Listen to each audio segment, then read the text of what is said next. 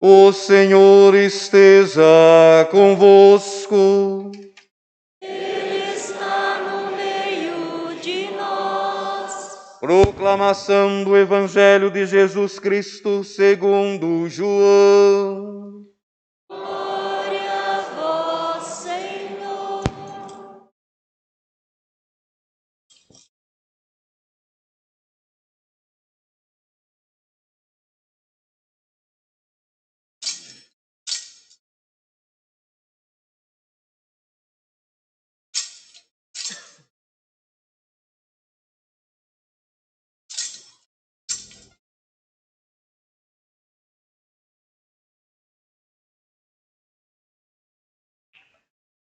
Ao anoitecer daquele dia, o primeiro da semana, estando fechadas, por medo dos judeus, as portas do lugar onde os discípulos se encontravam, Jesus entrou e, pondo-se no meio deles, disse: A paz esteja convosco.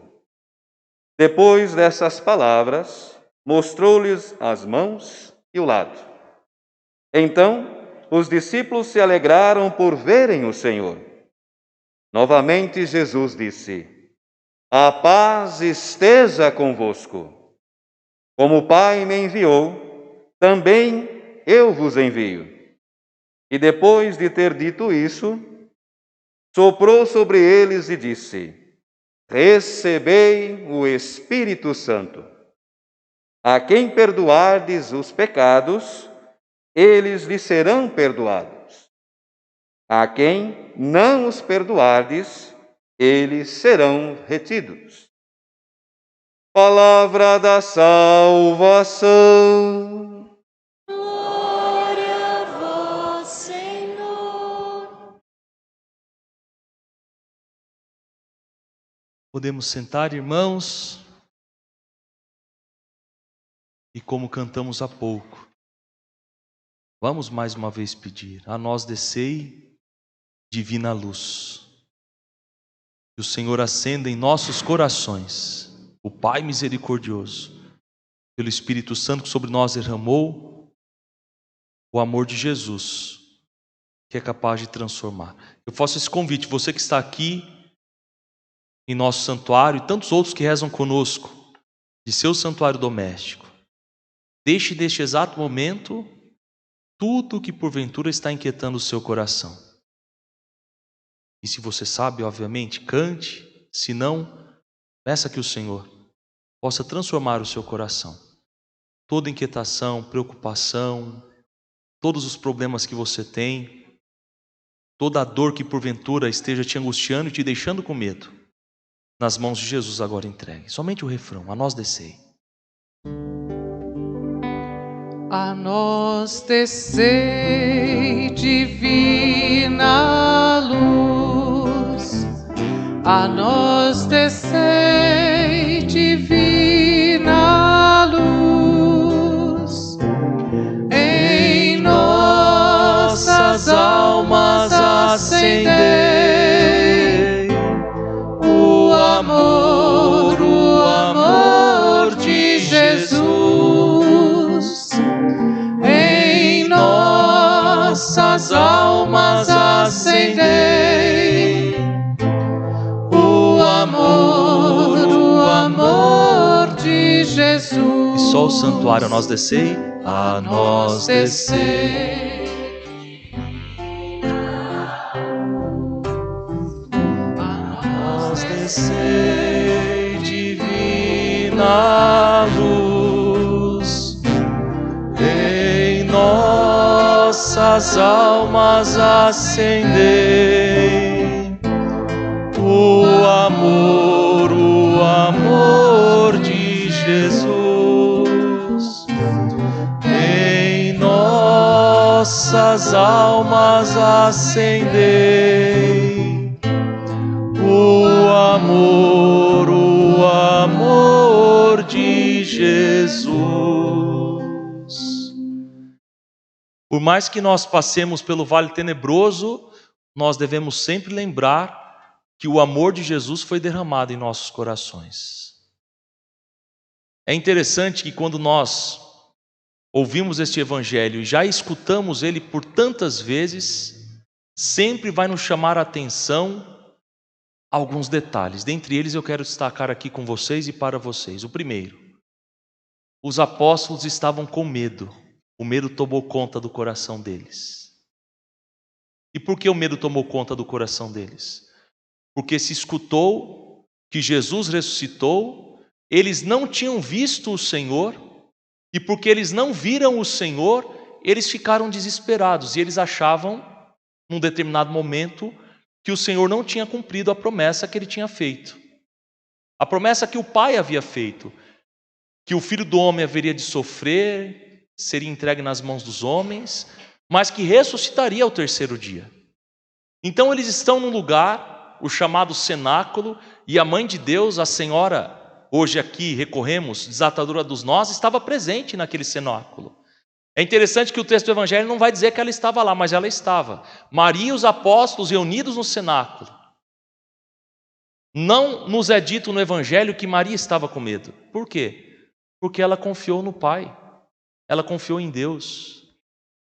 E por isso não poderia habitar no coração de Nossa Senhora o medo. Em contrapartida, os discípulos confiaram em Deus, mas sempre tinham uma dúvida. E assim somos nós confiamos em Deus, mas no momento da dor, no momento do sofrimento, em qualquer inquietação ou contradição da nossa vida, o medo toma conta do nosso coração. E aí nós fechamos as portas do lugar onde estamos, achando que o Senhor não vai entrar. Mas Ele entra. E Ele entra sem pedir licença, porque Ele sabe que nós precisamos dEle. Ele sabe que nós necessitamos do amor dEle. Ele sabe que somente Ele pode tirar a dor, o medo do nosso coração. Primeiro detalhe, o medo presente no coração dos apóstolos. Como o medo toma conta do nosso coração diante de alguma notícia difícil, diante de algum sofrimento, enfim, diante de qualquer situação da vida.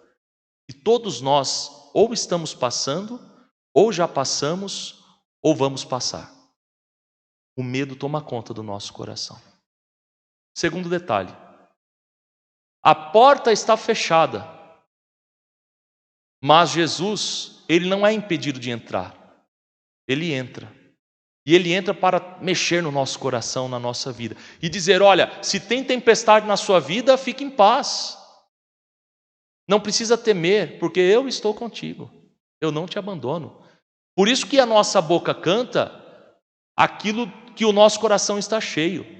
A nós descei divina luz, em nossas almas acendei o amor de Jesus. É o Espírito Santo que envolve o nosso coração para que o amor de Jesus possa motivar a nossa vida, para que nós não percamos a vontade de viver, para que nós tenhamos sempre a sensibilidade de poder perceber que o nosso limite, a nossa dor, o nosso sofrimento não nos impede de acreditar na vida que Deus nos deu.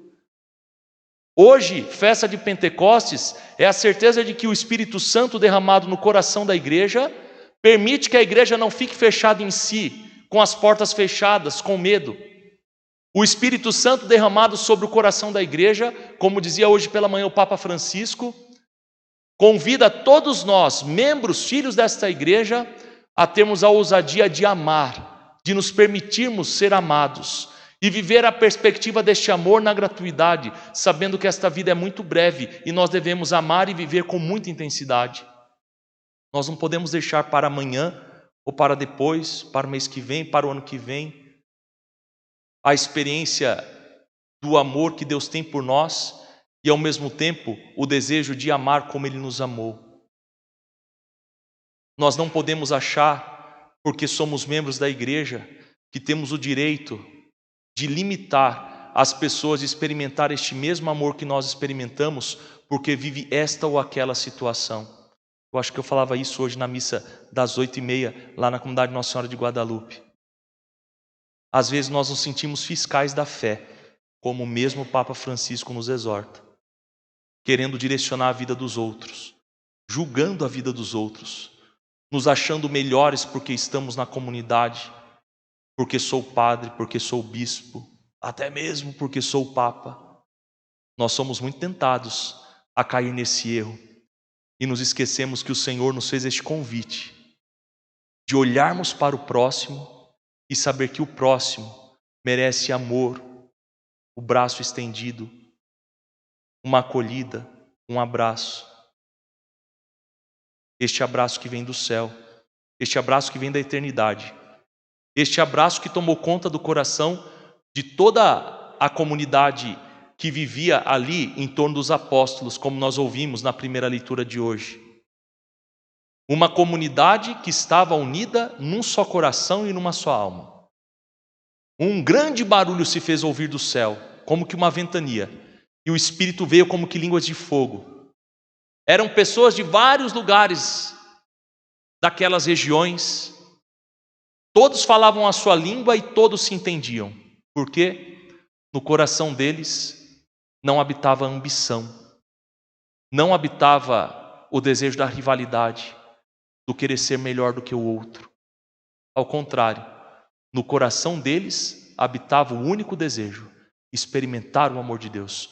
Por isso o Espírito Santo vem sobre eles. Por isso o mesmo Espírito vem sobre nós, que aqui estamos, e tantos outros que rezam conosco de seus santuários domésticos. O Espírito Santo vem sobre nós para que no momento da tempestade e da ventania nós possamos ter a certeza de que nós não vamos afundar, porque o Senhor está conosco. O que vai acontecer amanhã, eu não sei. E penso que nenhum de nós sabemos o que vai acontecer amanhã. Mas aconteça o que acontecer, coisas boas ou ruins, o Senhor vai estar conosco para fortalecer o nosso coração, como fortaleceu o coração dos apóstolos, indo ao encontro deles, e hoje vindo ao nosso encontro, mesmo com as portas fechadas, se porventura estejam, porque às vezes as portas do nosso coração estão fechadas, dos nossos corações estão fechadas. Estão fechadas por quê? Porque estamos com medo. E o Senhor vai entrar e vai nos acalmar dizendo: a paz esteja convosco. A paz esteja convosco. É como ouvir esse silêncio que invade a nossa alma e que nos faz perceber que esta paz do ressuscitado também nos dá a alegria de acolher o Espírito Santo que ele comunicou aos apóstolos e comunica a nós. Em nossas almas acendei o amor de Jesus. Recebei o Espírito Santo. Olha que bonito. Jesus comunica o Espírito Santo aos apóstolos e concede a eles uma missão de perdoar os pecados. A quem perdoar os pecados, eles serão perdoados. A quem não os perdoardes, eles lhes serão retidos. Todos nós podemos ser perdoados se nós queremos experimentar o perdão de Deus.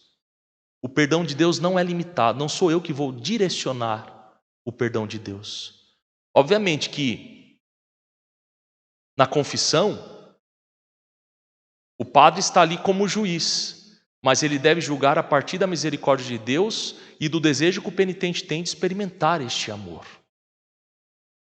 Ou seja, estou arrependido. Primeiro, sou culpado, errei, estou arrependido.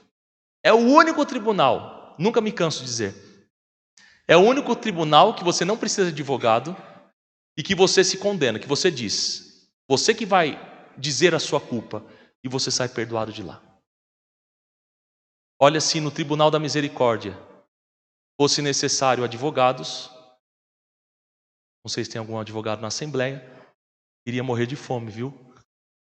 Porque no tribunal da misericórdia não precisa de advogado. No tribunal dos homens precisa, uma belíssima profissão.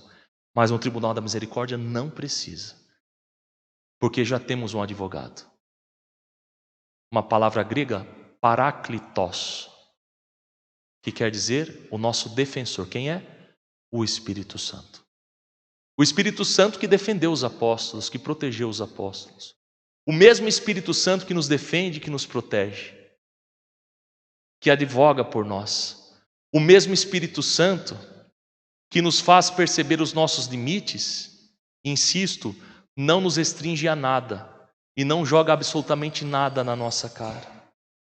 Essa conversinha fiada, se não é pelo amor, é pela dor. Jesus, a Trindade, ou seja, o Pai, eu Filho, eu Espírito Santo, não é castigador. Essa visão medíocre, pequena, vazia de que Deus nos castiga é mentira. Somos nós que nos castigamos. Ele vai dar a sentença que nós escolhemos. Se escolhemos o caminho do bem, receberemos com certeza a coroa da vitória. Se escolhemos o caminho do mal, seremos condenados pelos nossos próprios atos.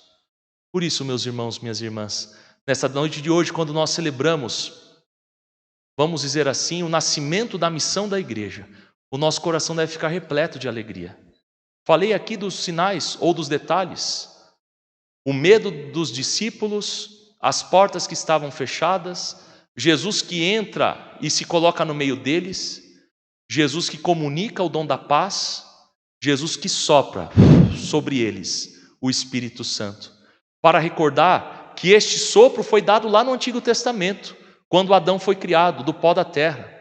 Mas agora, este sopro é realizado novamente para sinalizar que todos aqueles que se deixam envolver por este ruá, por este vento impetuoso do Espírito Santo de Deus, poderá renascer.